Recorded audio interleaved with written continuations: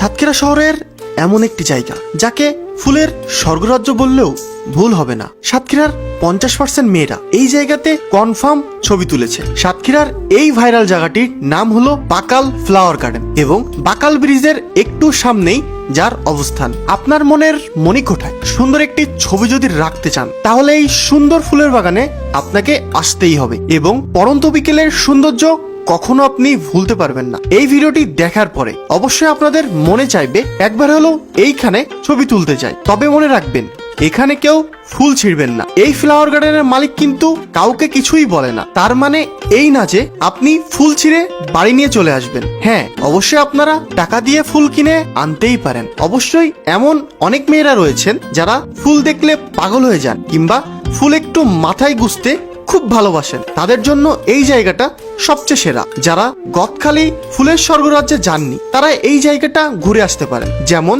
দুধের স্বাদ ঘোলে মেটানো।